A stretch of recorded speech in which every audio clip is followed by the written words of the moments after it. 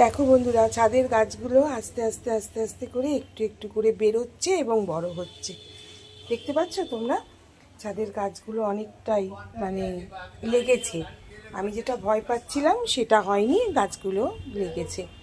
এই দিকের গাছগুলোও ভালো মতন উঠেছে, চারাগুলো উঠে গেছে।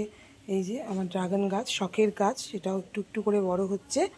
আর এই টবগুলোতেও আজকে অনেকগুলো বীজ পুঁতেছি, আর এইগুলো রয়েছে। আর এই দিকে দেখো, এই যে প্যান্ডেল খোলা হয়ে গেছে। প্যান্ডেল খুলে একদম প্লাস্টিক মাটিতে মাটিতে পড়ে রয়েছে। আর আমার গাছে একটা স্থলপদ্ম গাছ আছে, চলো তোমাদের দেখাই, যেটা আমি ছাদ থেকেই তুলতে পারি।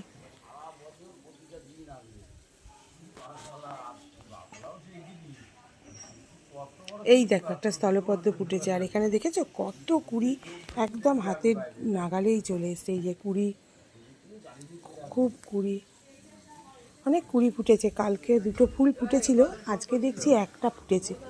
তো যাই হোক, এই পিছনের দিকে তো একদমই জায়গা নেই, তাই অল্প একটু জায়গার মধ্যে এই গাছ কটা লাগানো আছে। তো নিচে আছে ওই দেখো, অরুর গাছ আছে, অনেক গাছ আছে। তো ছোট ছোট করে লাগিয়েছি। তো আশা করি গাছগুলো সব এই গাছগুলো তো মনে হয় পুরোই লেগে যাবে। এই অপেক্ষায় রয়েছি। তো দেখলে গাছগুলো কি অবস্থায় রয়েছে, একটু করে বেড়েছে, সবটাই ঠিক আছে। আমার কি বলো তো, গাছ লাগাতে খুব ভালো লাগে। আর সেই মনে হয় না যে একটা বাচ্চাকে জন্ম হওয়ার পর থেকে তাকে আস্তে আস্তে আস্তে আস্তে করে একটু করে বড় করা, এই অনুভূতিটা এই গাছ লাগানোর মধ্যে আমি পাই। তাই জন্য আমি সব সময় চেষ্টা করি যে গাছ লাগাতে। মাঝখানে হচ্ছিল না, নানাবিধ কারণে আমার মাঝখানে হয়নি অনেক দিন। তো আমার এটা বরাবরেরই শখ, আমার ভালো লাগে। অনেকে বকাবকি করে বাড়ির বড়রা বা সবাই, যে কেননা এত ইনভেস্ট করছি সেইটা সেটা।